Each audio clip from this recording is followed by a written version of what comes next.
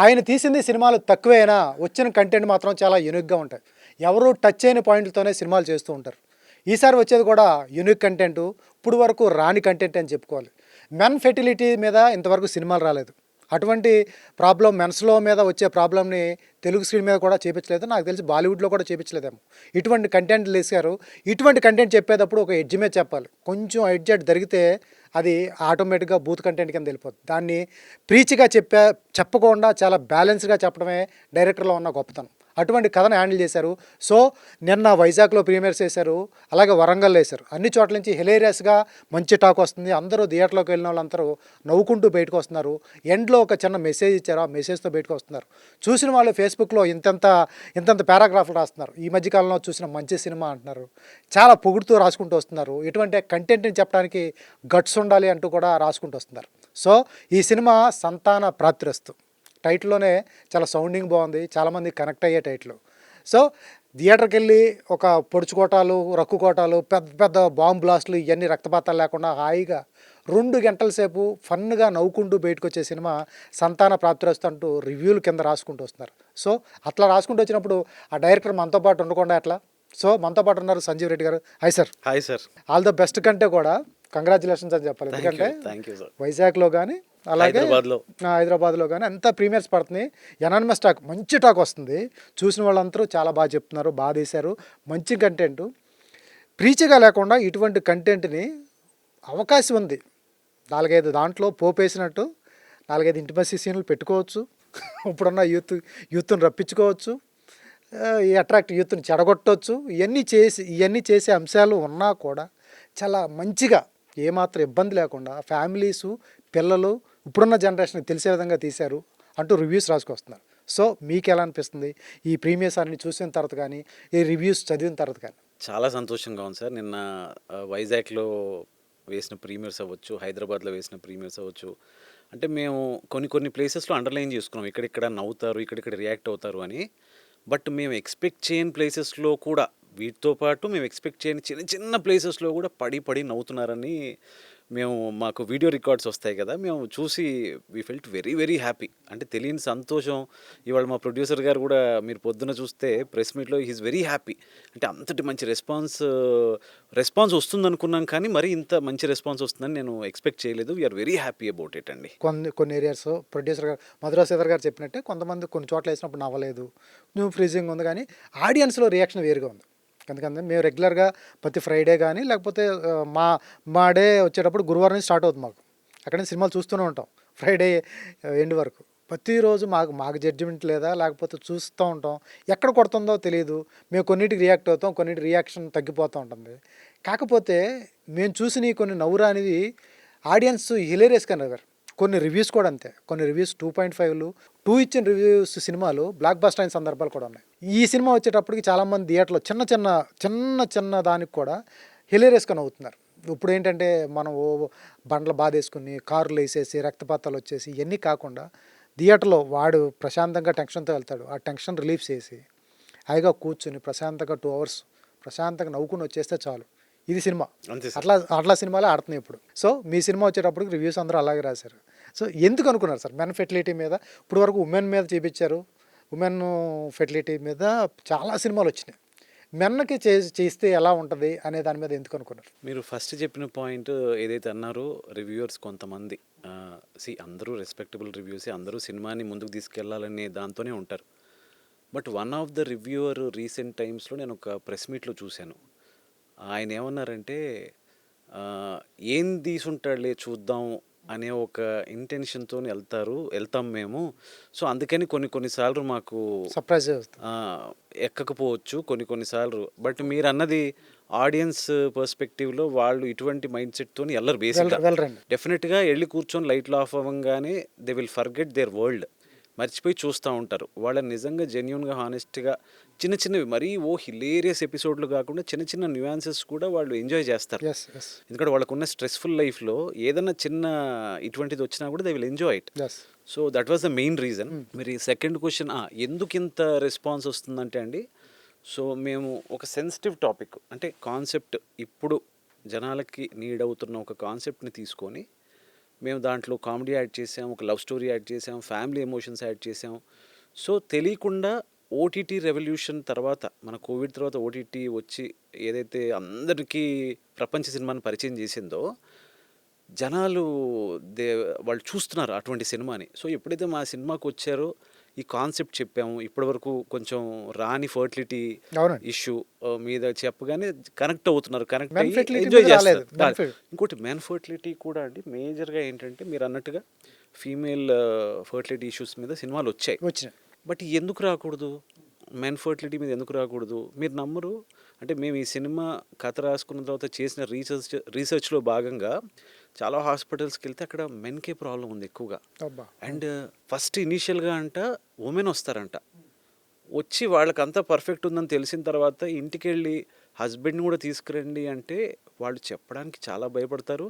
చెప్పిన తర్వాత మాకేం ప్రాబ్లమ్ ఉండదులే అని చాలా కాన్ఫిడెన్స్‌గా కొట్టిపడేస్తా ఉంటారు అన్న విషయం అర్థమైంది. So which is not fair. ఎందుకంటే ఇది మగతనము దాని గురించి సంబంధించింది కాదండి. It's a health issue. Health issue. ఆ హెల్త్ ఇష్యూని మనం కొన్నిసార్లు వర్క్ స్ట్రెస్ వల్ల అవ్వచ్చు, లేదంటే లైఫ్ స్టైల్ హ్యాబిట్స్ వల్ల అవ్వచ్చు, వీటి వల్ల మనం ఎఫెక్ట్ అవుతుంది. దాన్ని సరి చేసుకోవడంలో తప్పే లేదండి.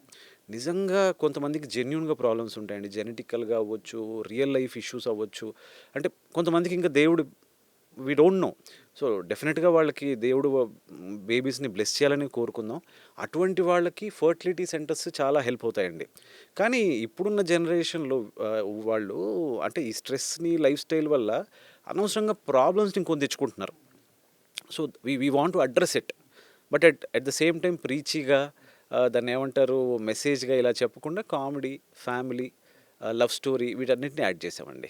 యా. దీని మీద సాఫ్ట్‌వేర్ పీపుల్ గాని, తర్వాత ఫెర్టిలిటీ సెంటర్‌లో ఒక స్వామీజీ లాంటి వాళ్ళు, లేకపోతే ఒక డాక్టర్ లాంటి వాళ్ళు, వెన్నెల కిషోర్ లాంటి వాళ్ళు. ఇంచుమించు సెటైరికల్ అని ఉంటుందా? వెన్నెల కిషోర్ లాంటి వాళ్ళు ఒకటుంటే, ఇప్పుడు మనకు చాలా ఆరోగ్య సెంటర్‌లో వస్తుంది. వాళ్ళ దగ్గర అన్నీ కొనాలి, అన్నీ ఉంటాయి, వాళ్ళ దగ్గరే ఉండిపోవాలి.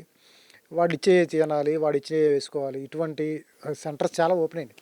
వెన్నెల కిషోర్ ఇంచుమించు చూస్తుంటే మీరు ఇచ్చిన ట్రైలర్‌లో నాకు అలాగే అనిపించింది. ఇతన్ని నాకేసే వ్యవహారాలే కనిపిస్తున్నాయి హీరోని. అటువంటిది ఏమైనా ఉంటుందా? అటువంటి వాళ్ళ మీద ఏమన్నా చిన్న చిన్న కౌంటర్ ఏమైనా వేస్తారా? అంటే ఎక్స్క్లూజివ్గా డైరెక్ట్గా అండర్లైన్ చేయం మనం ఏం చెప్పబోతున్నాం అంటే అండి, ఇప్పుడు మీరు అబ్జర్వ్ చేస్తే మనం కిరాణాకి లేదంటే సూపర్ మార్కెట్స్కి వెళ్తున్నప్పుడు అదే కందిపప్పు నార్మల్గా ఉన్న ప్యాకెట్లో తీసుకుంటే మీకు నార్మల్ కాస్ట్ పడుతూ ఉంటుంది. అదే మీరు ఆర్గానిక్ అని కొనుక్కున్నారనుకోండి, దాని రేట్ ఎక్కువ ఉంటుంది. ఎందుకు అంటే ఇప్పుడు నార్మల్గా పండించడానికి ఫర్టిలైజర్స్ ఇవన్నీ అవసరం లేదు. కానీ ఇవన్నీ యాడ్ చేయడం వల్ల వాటి రేట్ ఏమో తక్కువైపోతుంది. న్యాచురల్గా పండించే వాటి రేట్ ఎక్కువైపోతుంది. సో మనకి న్యాచురల్ ఫుడ్ తినాలి, ఈ స్ట్రెస్ ఫ్రీ లైఫ్లో ఉండాలి అనే ఒక చెప్పే క్యారెక్టర్ అనమాట అది. తెలియకుండా క్వాంటిటీ మీరు అన్నట్టు న్యాచురల్గా పండించేది క్వాంటిటీ తక్కువ పడుతుంది కదా సార్. అవును, తక్కువ పండుతుంది. బట్ దాని మీద ఎందుకు దృష్టి పెట్టట్లేదు అర్థం కావట్లేదు. అంటే తొందరగా పండాలి, ఎక్కువ పండాలి అనే ఆ చిన్న ఆశతోని అటు వెళ్తున్నారేమో కొంతమంది అనిపిస్తోంది. కానీ బట్ ఇప్పుడు మనకి ఇంత రీసెర్చెస్ ఇవన్నీ చూస్తే కూడా ఎక్కడో ఆర్గానిక్ వైపు వెళ్ళాలి అనేది మనకు క్లియర్గా తెలిసిపోతుంది. సో ఫుడ్ కూడా చాలా పెద్ద రోల్ ప్లే చేస్తుందండి. మన హెల్త్ కానీ, మన లోపల జరిగే పరిణామాలకు కానీ చాలా పెద్ద ఉంటుందన్నమాట. So I feel we try to సెటారికల్గా చెప్పాం. బట్ ఎవరిని ఉద్దేశించి ఎవరిని ఒక బ్యాడ్ లైట్లో చూపించాలని మేము ప్రయత్నం చేయలేదండి. ఇప్పుడు జెన్జీ కిడ్స్ని కానీ, తర్వాత నెక్స్ట్ అంతకుముందు జనరేషన్ కానీ, ఆడియన్స్ ఇప్పుడు మీరు అన్నట్టు కరోనా తర్వాత మైండ్ సెట్ మారిపోయింది. ఓల్డ్ సినిమా చూస్తున్నారు. ఏమాత్రం కొంచెం వాడికి పోస్టర్ మీద కనిపించే ఫేసులు కానీ, లేకపోతే ట్రైలరు, ట్రేజరు ఎగ్జైట్ కాకపోతే మన సినిమా ఓటీటీయే. ఇది మెంటల్గా ఫిక్స్ అయిపోవాలి. అవును. ఇవి బాగున్నాయి అంటే థియేటర్కి వస్తాడు. ఇప్పుడున్న జనరేషన్ జెన్జీ కిడ్స్ని కానీ వీళ్ళని థియేటర్ రప్పించడం అనేది చాలా కష్టం. అదొకటి పెట్టుకుంటే మీరు ఏమాత్రం కూడా మీరు చెప్పే కథలో, మీరు చెప్పే స్క్రీన్ ప్లేలో ఏమాత్రం కూడా లూజ్ ఫ్రేమ్స్ ఉన్నా, కొంచెం విసిగిచ్చే షార్ట్స్ ఉన్నా, లేకపోతే కొంచెం బోర్ కొట్టించినా వాడు ఇన్స్టా రీల్స్కి వెళ్ళిపోతాడు. వాడు ఒక్కసారి డిస్కనెక్ట్ అయిపోతాడు స్క్రీన్ నుంచి. ఈ రీల్స్కి వెళ్ళిపోతాడు. 1 minute రీల్స్ చూస్తా వెళ్తూ ఉంటాడు. మీది ఇలా చూస్తూ ఉంటాడు, ఇది ఇలా చూస్తుంటాడు. వీళ్ళని వాళ్ళ కూర్చోపెట్టడం కానీ, వాడిని సినిమా చూపించడం కానీ, సినిమాకి వాడి మైండ్ సెట్ని కనెక్ట్ చేయడం కానీ వాళ్ళ పెద్ద టాస్క్ యాజ్ ఏ మేకర్గా ఎట్లా చేస్తారు? ఇప్పుడున్న జెన్జీ కిడ్స్ని మీ కథ ఎంతవరకు కనెక్ట్ అవుతుందంటే ఏం చెప్తారు? అంటే మేము మెయిన్ స్టోరీని ఎప్పుడైతే మేము కాన్సెప్ట్ బేస్డ్ అనుకున్నామో దాని చుట్టూ ప్యాకేజింగ్ కూడా చాలా బాగా చేసామండి. అంటే ఇప్పుడు Tarun Bhaskar face of youth, yes sir. అందరూ జెన్జీ కిడ్స్ అందరూ కూడా బాగా బిలీవ్ చేసే పర్సన్ ఆయన. మీకు అభినవ్ గోమటం, మీరు నమ్మరు, ఈ నగరానికి ఏమైంది ఫస్ట్ రిలీజ్ అయినప్పుడు వచ్చిన రెస్పాన్స్ కంటే కూడా రిలీజ్కి వచ్చిన రెస్పాన్సు కలెక్షన్స్ నెక్స్ట్ లెవెల్. అతని మీమ్స్ ఎంత ఫేమస్ అయ్యాయంటే బాగా తను ఫేమస్. మాట్లాడుతున్నా కూడా నవ్వొచ్చేస్తూ ఉంటుంది. సో తను ఉన్నారు. అండ్ డీజే టిల్లు ఫాదర్గా చేసిన మురళీధర్ మురళీధర్ గౌడ్ గౌడ్. అందరూ కనెక్ట్ అవుతారు ఫాదర్ ఆయనకి. సో ఆయన ఉన్నారు మా సినిమాలో. అండ్ హర్షవర్ధన్ గారు ఉన్నారు, ఆ, మన జీవన్ ఉన్నారు. సో ఈ సినిమాలో మేము ఎంటర్టైన్మెంట్ ఎక్కడా తగ్గించకుండా, ఎక్కడ మెలో డ్రామా చేయకుండా, ప్రతి సీన్ని ఇంట్రెస్టింగ్గా హ్యూమర్తోనే నడుస్తూ ఉంటుంది. మీకు సిచ్యువేషన్ కామెడీ ఉంటుంది, డైలాగ్ కామెడీ ఉంటుంది. మా డైలాగ్ రైటర్ కళ్యాణ్ రాఘవ్ అని చెప్పి నిజంగా నెక్స్ట్ లెవెల్కి తీసుకెళ్ళాడు. అంటే తన డైలాగ్స్, చిన్న చిన్న డైలాగ్స్ కూడా నవ్వేస్తున్నారు. అండ్ ఆ క్యారెక్టరైజేషన్స్ కూడా జనాలకు నచ్చేసేయండి. మేము చెప్పిన ఇప్పుడు లిస్ట్ అంతా కూడా వీళ్ళందరూ కూడా ఒక్కొక్కరికి ఒక్కొక్క క్యారెక్టరైజేషన్ ఇచ్చాం. తెలియకుండా మీకు అతను చూస్తుంటే కనెక్ట్ అయిపోయి, రిలేట్ అయిపోయి నవ్వేస్తున్నారు. మా హీరో హీరోయిన్ క్యారెక్టర్స్ కూడా హీరో ఇంట్రోవర్ట్ క్యారెక్టర్. ఆ ఇంట్రోవర్ట్స్ ఎక్కువ మంది ఉంటారు. నిజంగా చెప్పాలంటే ఓపెన్గా ఉండేవాళ్ళ దానికి ఎక్స్ట్రోవర్ట్ల కంటే కూడా ఇంట్రోవర్ట్లు చాలా ఎక్కువ శాతం ఉంటారు. సో మా హీరో క్యారెక్టరైజేషన్ అలా ఉంటుంది అనమాట. సో ఎక్కువ మంది కనెక్ట్ అవుతారు తనకి. అండ్ హీరోయిన్ క్యారెక్టరైజేషన్ వచ్చిన తర్వాత వచ్చేసరికి కూడా తండ్రి చాటు బిడ్డే, కానీ ఎక్కడో తన ఇండిపెండెంట్ లైఫ్ లీడ్ చేయాలనుకుంటుంది. తండ్రిని బాధ పెట్టకూడదు, అట్ ద సేమ్ టైం తనకి ఇష్టమైంది చేయకుండా ఉండలేదు. సో అందుకని హీరోతో పాటు వచ్చేస్తుంది. సో ఇలా క్యారెక్టరైజేషన్స్ అన్నీ కూడా ప్రాపర్గా చేసుకుంటూ, కామెడీని ప్రాపర్గా బ్యాలెన్స్ చేసుకుంటూ వచ్చామండి. దానివల్ల మీకు ఎక్కడా కూడా 2 hours 10 minutes అండి run time, film run time. అది చూస్తున్న టైంలో మీకు ఎక్కడా బోర్ కొట్టదు ఫర్ షూర్గా. That promise we can give. ఇంతకుముందు నేను ఒకసారి అడిగాను, ఇప్పుడున్న generation Gen Z kids okay, but 10, 12 సంవత్సరాలు 13 సంవత్సరాల పిల్లలు ఉంటారు. వాళ్ళకి ఏం చెప్తాం? ఈ మెన్ ఫెర్టిలిటీ కానీ, లేకపోతే స్పెర్మ్ కౌంట్ ఏంటి, ఈ ఈ పదాలు వాళ్ళకి ఎలా డైజెస్ట్ అవుతాయి, ఇదేంటని అడిగితే పేరెంట్స్ని, వాళ్ళకి వీళ్ళు ఏం చెప్పాలి? ఎందుకంటే ఇప్పుడున్న మన మన మన ఇప్పుడు స్కూల్లో కానీ ఇంకా ఆ సెక్స్ లైఫ్, సెక్స్ ఎడ్యుకేషన్ ఇంకా ఇంకా డెవలప్ కాలేదు, ఇంకా చెప్పే అవకాశం రావట్లేదు. కరెక్ట్.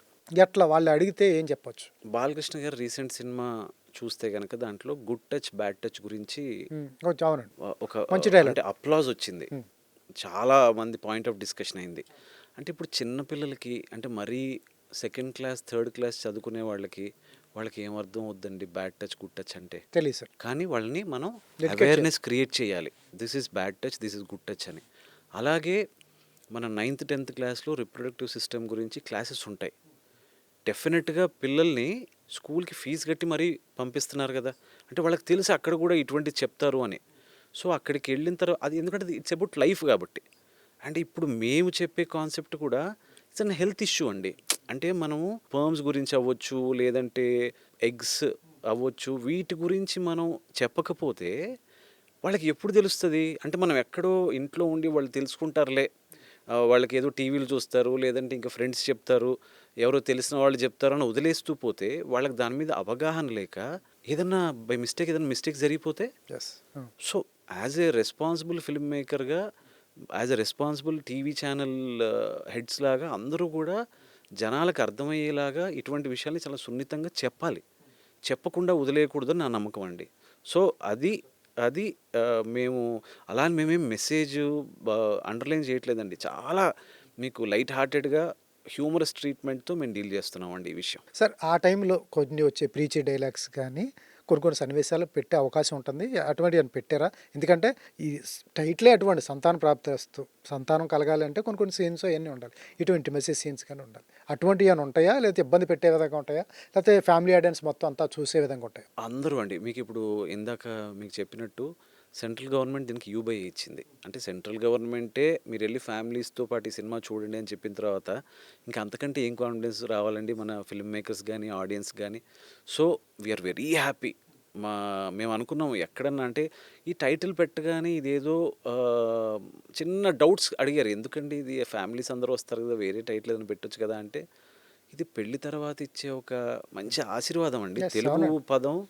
అండ్ ఈ ఇన్హిబిషన్స్ ఎందుకు తెచ్చారో అర్థం కాలేదు. బట్ ఫైనల్గా మా ప్రొడ్యూసర్స్ మాత్రం ఇదే టైటిల్తో వెళ్తాం అని గట్టిగా ఉన్నారు.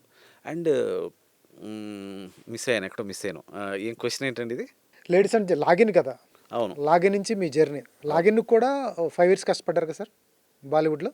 లాగిన్కి 5 years కాదండి. లాగిన్కి మేము 2010లో షూట్ చేసాము. అంటే కృష్ణవంశీ గారి దగ్గర వర్క్ చేసిన తర్వాత ఒక ఇండిపెండెంట్ ప్రాజెక్ట్ చేద్దామని నేను నా ఫ్రెండ్ రాజ్ అని ఉంటాడనమాట. నాకు చాలా చిన్నప్పటి నుంచి ఫ్రెండ్.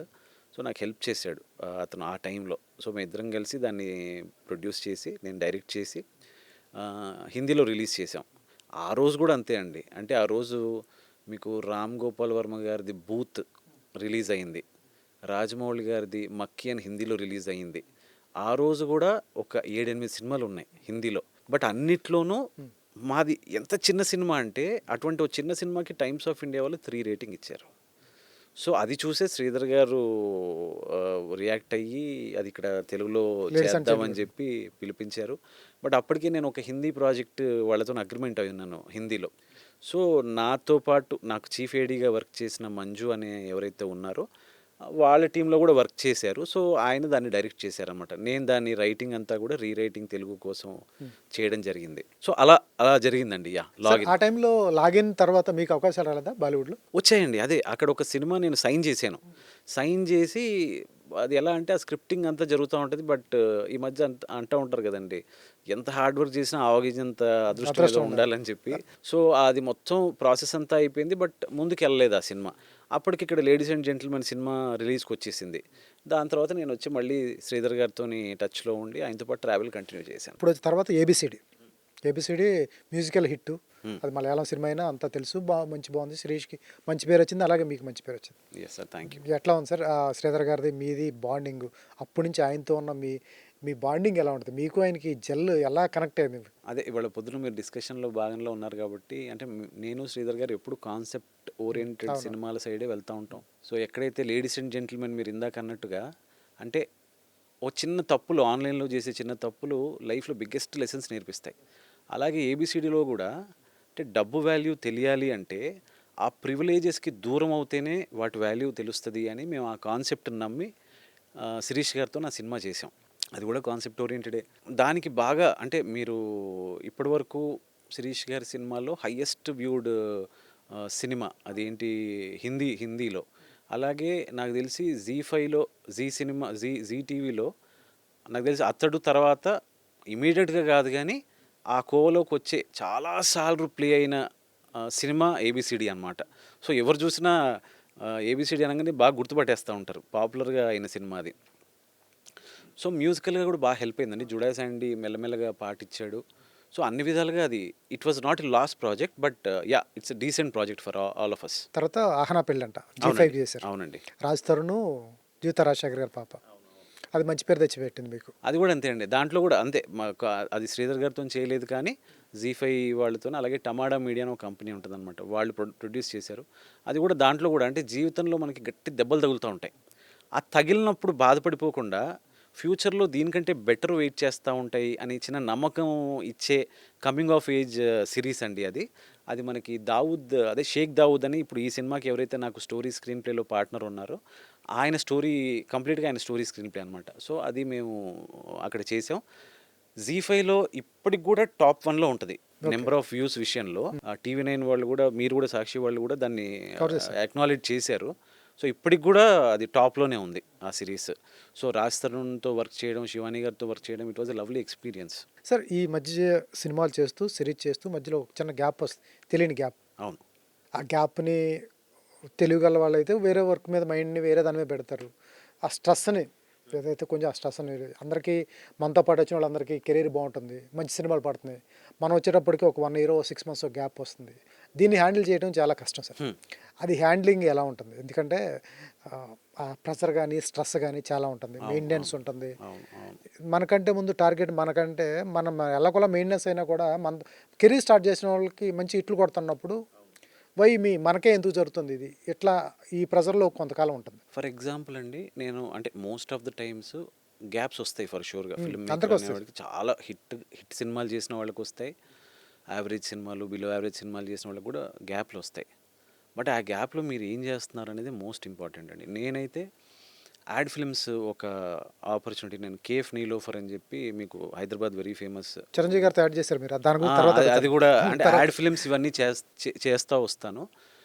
వాటిలో కొంచెం అమౌంట్ వెళ్తుంది. ఇంకోటి నా బ్రదర్ శ్యామ్ అని చెప్పి, నా యంగర్ బ్రదర్, తన సపోర్ట్ నేను ఇండస్ట్రీకి వచ్చినప్పటి నుంచి ఉంది, ఇప్పటికే ఉంది. So I'm very proud of him. నాకు చాలా హెల్ప్ చేశాడు. తను ఇప్పటికీ చేస్తూనే ఉన్నాడు. అండ్ స్ట్రెస్ అనేది ఉంటుందండి. అంటే మీరు ఇందాక అన్నారు, అంటే చాలామంది వస్తున్నారు, ముందుకు వెళ్ళిపోతున్నారు, మనం ఏంటి ఇక్కడే ఉంటున్నాం అనే ఒక ఫీలింగ్ ఏదైతే ఉందో, దాని నుంచి ఎలా బయటపడతామంటే అండి, ఒక ఎగ్జాంపుల్ చెప్తాను మీకు. మొత్తం సినిమా జర్నలిస్టులు అరౌండ్ 210 ఉంటారు బిలో కదండి, బిలో బిలో ఉంటారు. మోస్ట్లీ ఉంటారు. కానీ దాంట్లో మేజర్గా సక్సెస్ఫుల్ అయిన వాళ్ళు ఇప్పుడు మీలాంటి వాళ్ళు, గ్రేట్ ఆంధ్రమూర్తి గారు అవ్వచ్చు, నిశాంత్ గారు అవ్వచ్చు, ఇలా ఓ ఇలా 15 టు ఒక 10-15 మంది తెలిసిన వాళ్ళే ఉంటారు. అంటే మిగతా 150 మంది కూడా జర్నలిస్ట్ అసోసియేషన్లో భాగమే. బట్ వాళ్ళు కూడా అదే హానెస్టీతో వర్క్ చేస్తూ ఉంటారు, అదే హార్డ్ వర్క్ చేస్తూ ఉంటారు. బట్ ఇప్పుడు మీరందరూ కూడా ఈ పొజిషన్కి రావడానికి చాలా టైం పట్టింది. ఒక 10-15 ఇయర్స్ టైం మీరు ఇక్కడ ఉన్నారు కాబట్టి మీకు వచ్చింది. సో మేబీ మాకు కూడా అంతే టైం పడుతుంది ఆ పొజిషన్కి రావడానికి. బట్ పేషెన్స్గా ఉండాలి, ఎక్కడ అలా తొనకూడదు వనకూడదు, ఉండాలి. మన టైం వస్తుంది. అదే కొంతమంది చెప్తున్నట్టుగా ఆవగింజంత అదృష్టం ఉండాలి. బట్ హార్డ్ వర్క్ ఎప్పుడూ వదలకూడదు. ఆ అదృష్టం వచ్చే టైంకి వస్తుంది, బట్ మనం హార్డ్ వర్క్ ఎప్పుడూ వదలకూడదు. మనం ఆ గ్రౌండ్లో ఉండాలి. సో అప్పుడే అది వస్తుంది. సో మా టైం కూడా సంతాన ప్రాప్తితో రాబోతుందని గట్టిగా నమ్ముతున్నాం. వస్తుంది సార్ తప్పకుండా. Thank you. పూరి గారి డైలాగ్ గుర్తొచ్చింది, ఆ ట్రైన్ వచ్చినప్పుడు ఆ ప్లాట్ఫామ్ మీద మీరు ఉండాలి. అంతే. తర్వాత చిరంజీవి గారితో కళ, అందరికీ డ్రీము, ప్రతి డైరెక్టర్గా ఒక డ్రీమ్ ఉంటుంది చిరంజీవి గారితో చేయాలని. అవును, మీకు ఒక యాడ్ రూపంలో వచ్చింది, అవును. ఎట్లా అనిపించింది సార్ ఆ పీరియడ్? చాలా ఈ అవకాశం వచ్చినప్పుడు చాలా హ్యాపీగా ఫీల్ అయ్యానండి. అది కాన్సెప్ట్ అంతా ఓకే అయిపోయింది, దానికి ఆర్టిస్టులు అందరూ సెలెక్ట్ అయిపోయారు. బట్ ఎక్కడో దీనికి ఒక వాయిస్ కావాలి, అంటే బిలీవబుల్ వాయిస్. ఈ వాయిస్ వచ్చి దీంట్లో చెప్తే గనక అది అందరూ నమ్మగలిగేలా ఉండాలి అన్నప్పుడు నేను నా సైడ్ నుంచి చెప్పింది, చిరంజీవి గారు అయితే బాగుంటారు సార్ అని వాళ్ళకి చెప్పాను. ఇమ్మీడియట్గా వాళ్ళు సైబర్ క్రైమ్స్ డీసీపీ కానీ వీళ్ళందరూ కూడా పాపం వెళ్ళి వెయిట్ చేసాము అక్కడ. సారు అంటే మెగాస్టార్ చిరంజీవి గారు అంటే ఊరికే అయిపోలేదు కదా, ఆయన నేను చేస్తానని చెప్పారు. ఆయన ఎటువంటి కాస్ట్యూమ్ వేసుకోవాలి, ఎలా నిల్చొని చేయాలా, కూర్చొని చేయాలా, నడుస్తూ చేయాలా, ఇవన్నీ కూడా ఎక్స్ప్లెయిన్ చేయడం జరిగింది దానికి. అంటే లైఫ్లో అంటే ఎవరిని చూసైతే మనం ఇండస్ట్రీకి వచ్చామో వాళ్ళతోనే టైం స్పెండ్ చేసి వాళ్ళ యాడ్లో మనం ఒక భాగం అవ్వడం అనేది ఇంకా అంతకంటే అదృష్టం ఏముంటుందండి. అంటే నాకు మోస్ట్ అచీవ్మెంట్ వచ్చేసినట్టే. That was the greatest experience నా లైఫ్లో. Will never forget that. ఎట్లా ఉంది సార్ ఆ మూమెంట్ షేర్ చేసుకుంటాం? ఎన్ని అంటే రోజులు చేశారు? అది వన్ డే, అంటే యాడ్ అంతా కూడా డిఫరెంట్ డే జరిగింది. ఆయన వాయిస్ ఓవర్ మాత్రం ఇట్ హ్యాపెన్ ఇన్ 1-2 అవర్స్ అండి, అంతే. 2 అవర్స్. బట్ ఆ టైంలో ఏం జరుగుతుందో నాకేం తెలియదు అనమాట. బేసిక్ అదొక అన్కాన్షియస్ స్టేజ్లో ఉన్నా. అడుగుతారు సార్ సంజయ్, నేను ఎక్కడ నుంచోవాలి, ఎటు నడవాలి, ఏంటి అని అడుగుతూ ఉంటారు. అదే నేను ఏం చెప్తున్నా అంటే అదంతా కూడా నేను కంప్లీట్గా అవుట్ ఆఫ్ మైండ్. బట్ దానికి ఎక్స్ప్లెయిన్ చేయడం జరిగింది. సార్ ఇది కూర్చొని చేయాలి సార్, ఇది కొంచెం వాక్ చేస్తూ చేయాలి సార్, ఆయన క్లియర్గా ఆయన ఎటువంటి కాస్ట్యూమ్ వేయాలి ఇవన్నీ కూడా ఎక్స్ప్లెయిన్ వాళ్ళ టీం ద్వారా ఎక్స్ప్లెయిన్ చేయడం జరిగింది. ఎస్. ఆయన ట్విట్టర్ అకౌంట్లో క్లియర్గా మెన్షన్ చేశారనమాట, ఈ యాడ్ అంతా I'm very happy to be part of ఈ యాడ్కి, and it was directed by Sanjeev అని చెప్పి, it produced by Tomato Media అని చెప్పి మెన్షన్ చేశారు. చాలా ఆ ట్వీట్ చాలు ఇంకా నా లైఫ్కి. సంతాన ప్రాప్తి వచ్చేటప్పటికి 3 పాటలు, మొత్తం 5 పాటలు ఉంటే 3 పాటలు హిలేరియస్ హిట్. ఎస్ అండి. ఈయన పాడారు కదా, ఆసం గారు. హేషం గారు అది మరి అని సాంగ్.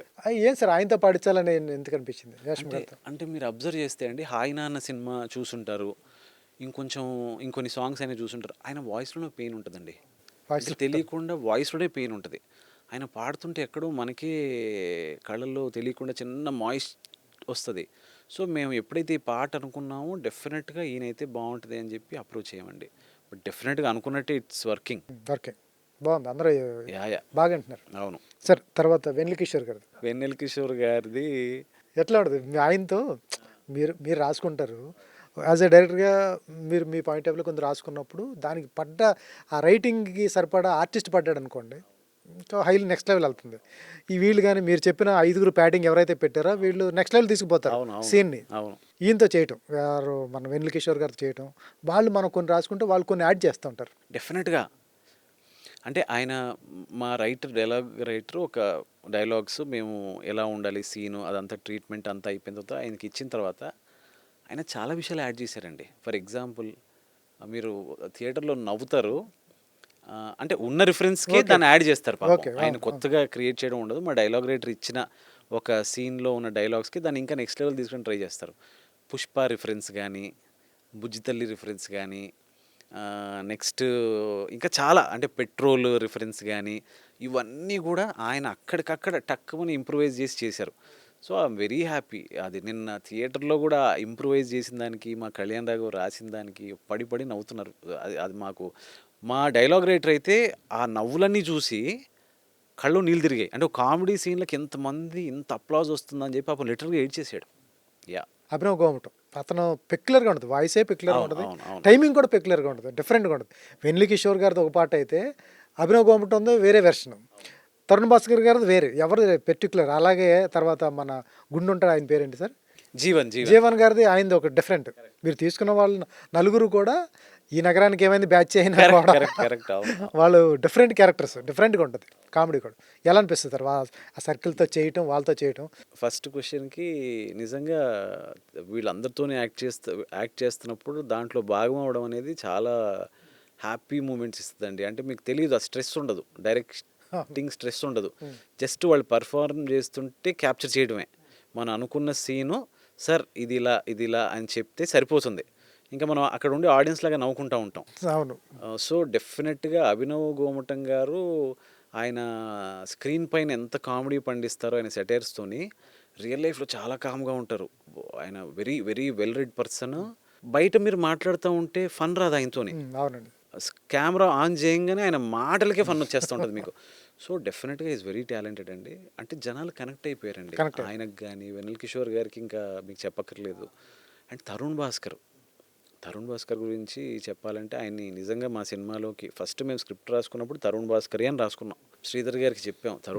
వేరే ఆప్షన్లు అనుకున్నా కూడా తరుణ్ భాస్కరే కావాలి సార్ మాకు ఎట్టి పరిస్థితులు అని చెప్తే, పాపం ఆయన వెళ్ళారు, కలిశారు, కన్విన్స్ చేశారు, ఫైనల్గా స్క్రిప్ట్ విన్నారు. పాపం ఫస్ట్ ప్రయారిటీ మా సినిమాకి ఆయన చేయడానికి ఫస్ట్ రీజన్ ఏంటంటే శ్రీధర్ గారు. ఎందుకంటే పెళ్లి చూపుల సినిమా రిలీజ్లో మెయిన్ పిల్లర్గా నిలిచారు శ్రీధర్ గారు. సో, అందుకని he accepted it. And script కూడా చదివిన తర్వాత ఈ కాన్సెప్ట్ ఎక్కడో నీడ్ ఆఫ్ ద అవర్ అని ఆయనకు అనిపించింది. ఆయన డెఫినెట్‌గా ముందుకొచ్చి చేశారు.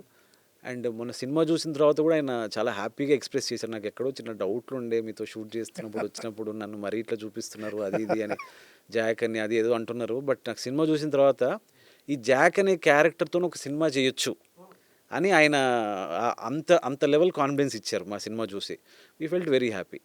నాకెందుకో తరుణ్ భాస్కర్‌ని చూస్తే ఎలా ఉంటదంటే అండి, ఒక పాజిటివ్ వైబ్. ఒక మనిషి మన పక్కన వచ్చాడనుకోండి, తెలియకుండా ఒక చిన్న పాజిటివ్ వైబ్ ఉంటది. మనం పాత సినిమాల్లో చూస్తే, ఎస్వి రంగారావు గారి సినిమాలు మీరు చూస్తే, ఆయన కనిపించగానే ఒక చిన్న ఒక మామయ్యనో, తాతయ్యనో అటువంటి ఫీల్ వస్తది. నేను తరుణ్ భాస్కర్ గారిని అంత పెద్దాయనతో పోల్చట్లేదు గానీ, నాకు సిమిలర్ ఫీలింగ్ వచ్చింది.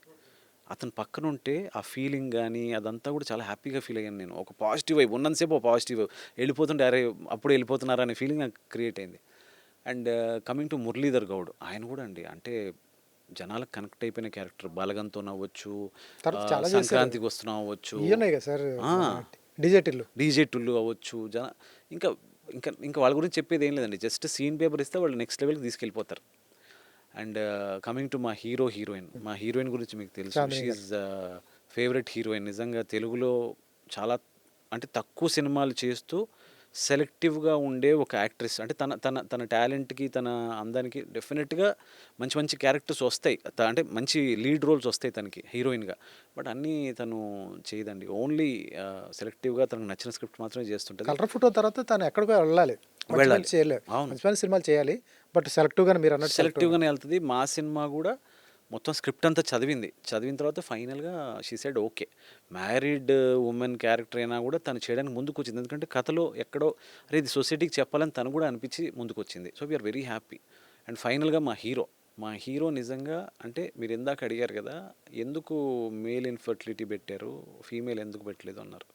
మేము ఫస్ట్ నుంచి రాసుకున్నప్పుడే మేము ఎక్కడో విక్కీ డోనర్ చూసాం కదండీ. విక్కీ డోనర్‌లో అతనికి అతను డిస్ట్రిబ్యూట్ చేస్తా ఉంటాడు. దాన్నేమంటారు, స్పెర్మ్ డోనర్. Sperm down. దానికి మాకు ఆపోజిట్ చేయాలనిపించింది. అసలు ఉండకపోతే ఏంటి ప్రాబ్లమ్ అని చెప్పి అలా చేసిన అక్కడి నుంచి వచ్చిన ఐడియా ఇది. ఓకే. సో, మేము ఎప్పుడైతే ఈ పాయింట్ రాసుకున్నామో మా ప్రొడ్యూసర్‌కి ఫస్ట్ హ్యాట్స్ ఆఫ్ చెప్పాలి. ఎందుకంటే వాళ్ళు అరే! దీనికి మనకెలా హీరో దొరుకుతాడా? దీనికి ఫైనాన్సెస్ ఇవన్నీ జనరల్‌గా ఏ సినిమాకైనా ఫైనాన్సెస్ వస్తాయా? ఇవన్నీ ఏం ఆలోచించలే. ఇది మనం చెప్పాలి కథ. కరెక్ట్ కథ. ఇది మనం చెప్దాం అని చెప్పి పాపం వాళ్ళు వచ్చారు. At the same time Vikrant గారు కూడా పాపం సెకండ్ సినిమాకి ఆయన ఎక్కడ నేను ఇప్పుడు ఇది చేస్తే నన్ను ఇంకోలాగా అనుకుంటాను అనుకోలేదు ఆయన. నిజంగా ఈ సినిమా అవసరం అండ్ డెఫినెట్గా నాకు ఇది ఒక ఆపర్చునిటీ డెఫినెట్ అని ఆయన ముందుకొచ్చారు. ఆయన ఫస్ట్ ఆఫ్ ఆల్ ఆయన డేర్కి నిజంగా అవును సార్. అప్రిషియేట్ చేయాల్సిందే. అండ్ క్యారెక్టర్లోకి ఒకసారి వెళ్ళిన తర్వాత మొత్తం సినిమా అయిపోయేంత వరకు అలాగే ఉన్నారు. అండ్ ఇప్పుడు ఇంటర్వ్యూస్కి మీమ్ పేజెస్ ఇన్ఫ్లుయెన్సెస్తో ఎక్కడికి పడితే అక్కడికి వెళ్ళిపోతున్నారు సినిమాని ప్రమోట్ చేయడానికి. అక్కడ కూడా ఆ క్యారెక్టర్ నుంచి ఇంకా బయటికి రావట్లేదు. హోప్ఫుల్లీ నెక్స్ట్ సినిమాకి తొందరగా బయటకు వస్తారు అనుకుంటున్నాను. తరుణ్ భాస్కర్ గారు కానీ వీళ్ళు కానీ ఏమన్నా చిన్నవి ఏమైనా చెప్తూ ఉంటారా? లేకపోతే ఎందుకు మీరు సంజీవ్ గారు చేస్తున్నారు కదా, మన పని మనం చేసుకెళ్దాం. చాలామంది వేరే డైరెక్టర్ ఉన్నప్పుడు వాళ్ళు ఇన్వాల్వ్ కారు, వాళ్ళు చెప్పిందే చేస్తారు.